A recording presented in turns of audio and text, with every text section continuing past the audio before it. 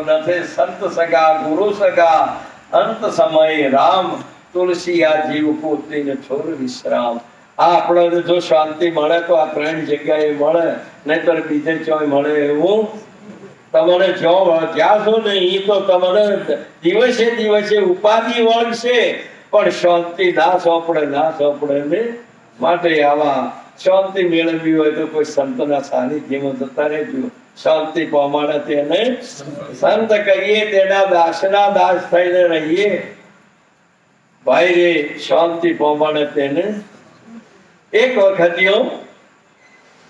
તમામ દેવો 14 લોકમાં ફરનાર અને તમામ દેવોના ઋષિ એવા નારદ દેવ ઋષિ ગણાતા હતા. આ બધા ફર્યા પણ એમને શાંતિ ના મળે. એમને તાપ ના માટે એમને તો 7 સ્વર્ગમાં ગયા. કોઈ મહાપુરુષે કીધેલું છે કે આ તાપ માટે હું તમને ઘણી વખત જોજો એસી ચાલુ કરો ને તો તમારો પરસેવો ના હુકાય બાપે. કોઈ એસી થી તમારો તાપ મટી જાય એવો ત્રિવિધિનો તાપ એવો આ જીવને લાગુ પડેલો છે. તમે બધું ભલે ને રૂપિયાના પાલનમાં પાથરીને હુઈ રહો કરોડો રૂપિયામાં, પણ જે તમને લાગુ પડેલો છે જે વિષયનો તાપ, એ તાપ તમને એ જપવા દેતો દેવોનો રાજા ઇન્દ્રની એને જપવા દીધા, બીજાનો તો નવો કીધો. અને મધરાત્રે ઉપાડીને કીધું કે એક ઋષિના આશ્રમે લઈ ગયો બાપ અને નરકમાં ફેંકી દીધો. આ તાપ એવો છે. માટે આ નારદજી ફરતા ફરતા 7 સ્વર્ગમાં જ્યાં પણ ચડી અને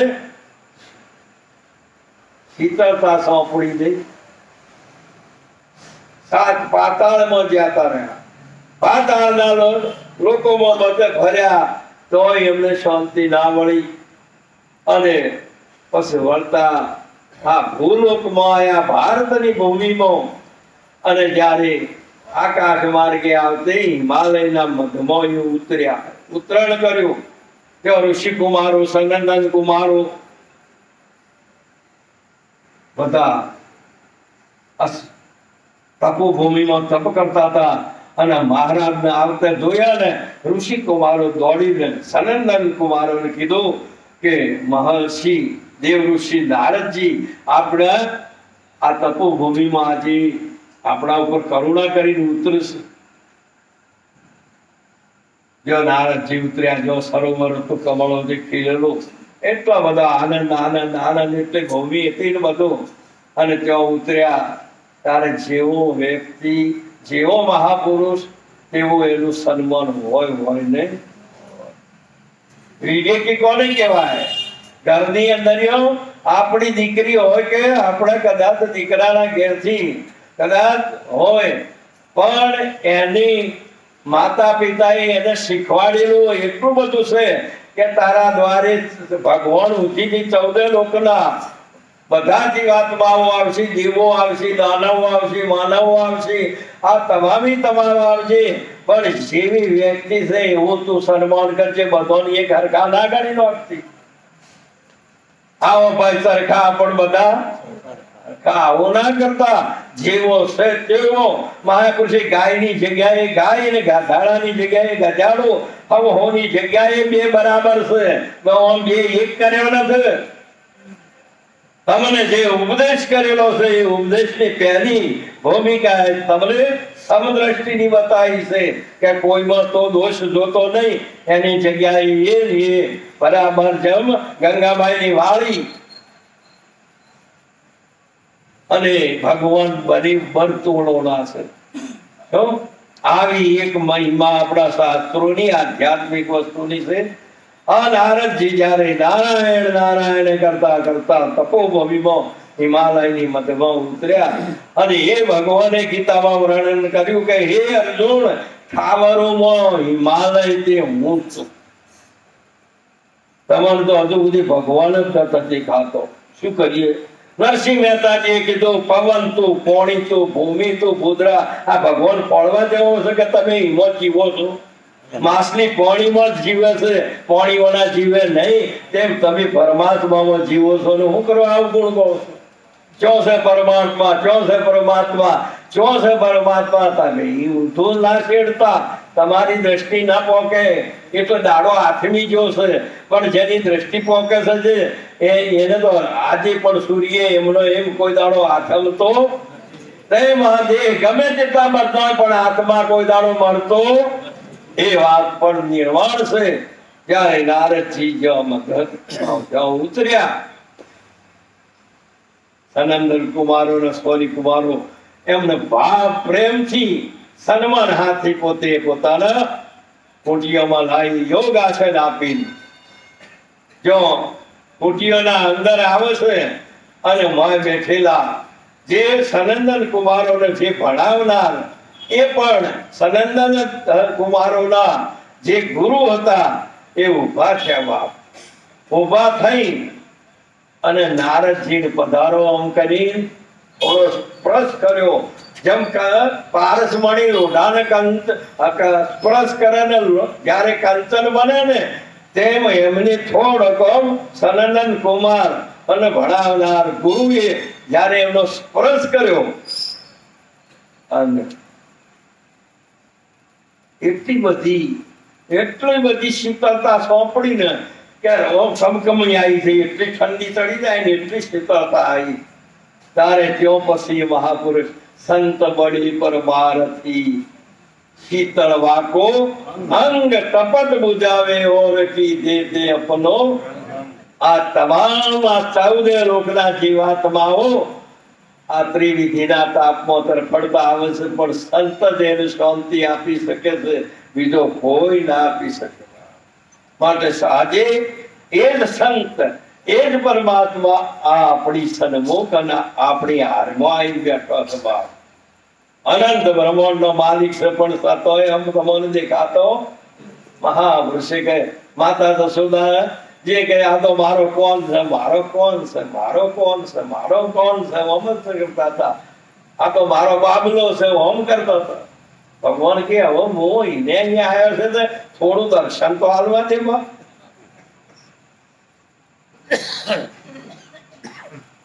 ગોકુળમાં બધો નહીં જોય ને તો બધાની ફરિયાદ આવે કે મારી ગાયોનું વાસુડું છોડી દીધું, પેલું કે મારી મોળની પાણીની મટકી ફોડી, કોઈ કહે કે મારી મહીની મટકી ફોડી, કોઈ કહે મારે ગોળી ફોડી, તો કોઈ કહે મારે ગોળીમાંથી મોખણ તોડ્યો.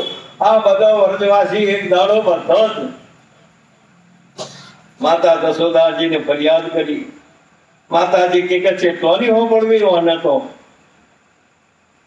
એ તો દોરી લાયા. દોરી લાવીને બાંધવા માંડ્યા. તે પેલી સાસે વલોબા માતાનો નેત્ર હતો, લાઈન બાંધવા માંડ્યા, પણ તો ટૂંકું પડ્યું. પછી પાણી ખેંચવાની દોરી હતી, એ લાઈન બધી તોય ટૂંકું પડ્યું. પછી તો આપણે ગાડાનું તાર ભરી લાવવા માટે વરેડો હતો ને એને બાંધ્યો, આમ લાઈન બાંધ્યો, તોય ટૂંકું પડ્યું. અશુભાનો ભાવ પલટોળો કે આ છોકરો નથી, આ તો ભગવાન ના હોય. આવો પ્રેમ થયો ને એટલે બંધાઈ ગયો કૃષ્ણ કનૈયા વાલો પ્રેમ ને વશ થયો રાજી. એમાં શું કરે પંડિત કે પરમાત્માને વશ છે, અને તમારા કરવા હોય તો તમારો પૂર્ણ પ્રેમ હોવો જોઈએ. તમારે તો મોટો ચડેલો વસંત ઋતુ આવી તોય તમારે કોઈ દાડો કોઈ આ ફૂલ ખીલ્યું જ ન, કમળ ખીલ્યું જ ન. મહાપુરુષે કેટલો આનંદ 4 મિલે 64 ખીલે વિસરે કર જોડ, હરિજન છું હરિજન મિલે ખીલી ઉઠે 7 કરોડ. 18-12 વનસ્પતિ ખીલે, ભાવ વરસાદ આવે, પણ જવા હો ના ખીલે ને મહાન છે. આવી જે ભૂમિકાઓ છે, આ જે પરમાત્મા આવ્યો તારે એક દિવસે પછી એમને થયું કે ભગવાન બંધોણો ને બીજા બે આવી કે તમારા હું ખબર નાખું છું ને આટલી બધી માટી ખાઈ ગયો છે, મારી પકડી લાઈન ખોલ મોટું. અને ભગવાન આમ કરી મોટું ખોલાયું ને, આમ ખોલ્યું તો 14 બ્રહ્માંડ દેખાણો. માતાજી તો જોઈને બોલવું જ બને. હા, જોઈને ચૂપ. કને કેવું ચૂપ થઈ ગયા. દર્શન તો દીધું પણ ચૂપ થઈ ગયા. એવું દર્શન દુર્યોધન ને પણ દીધું. શાંતિના દૂત થઈ ગયા. ત્યારે એ વખત હોય મહાપુરુષે પેલા કીધું કે તમારે મારે તો પડવું તો એક હોય ની અણી જેટલી એક હોય આલો જમી આલુ એમ છે જ નહીં આલો, પણ તમારે મારે જમવાનું છે. ભગવાન કે તમારે હું ના જમું, મારે તો વિદુરજી ને જમવાનું છે. એમ કરી તો પેલા એટલા બધા ભગવાન ને જેને પરમાત્મા દૂર છે. દુર્યોધન કોને કહેવાય? કોઈને પેલા ભાવમાં ભગવાન દેખાય મળશે, આ ભાવમાં નહીં, આ અવતારે નહીં. કોઈને વળી હરદ્વારમાં છે તો કોઈને મથુરામાં છે તો કોઈને ગોકુળમાં છે. જ્યાં દૂર પડેલો છે, ઘણા દૂર દેશની અંદર જેની દૂર દ્રષ્ટિ છે, જેની દૂર વર્તિ છે, એને દુર્યોધન કહેવાય. બાળક જ્યારે ભગવાનને પ્રગટ ઓળખી શકતો હાલ હાજરમાં સભામાં બેઠો છે, આટલો બધો આનંદ કરાવે છે, તોય એને મનાતો તેની બુદ્ધિ આટલી બધી વિકૃત કે દૂર પડી છે. બા એ વખત કે બધો આ કપટી છે, ભરવાડ છે, આમ એ બે ચાર શબ્દો વાત બોલ્યો ને બાંધવા તો આયા, પણ ભગવાન તો બધા એનો.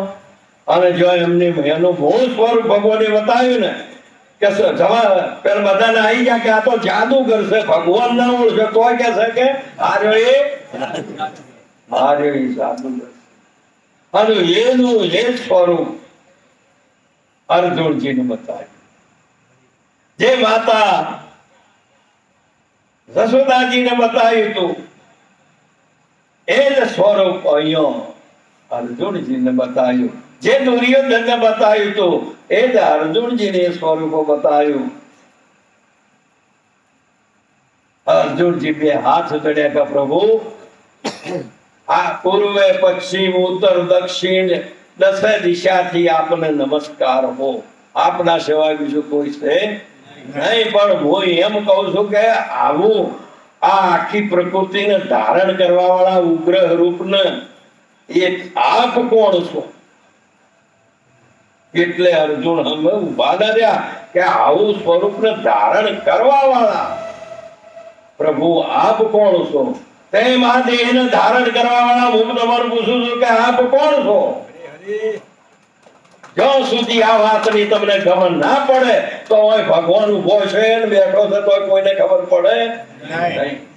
એ પરમાત્માને જાણવો હોય તો અર્જુન એને કીધું કે હરે ઓધા જોડે તેને તો અમે જાણીએ રે, વર રાધાજી નો તો વખાણીએ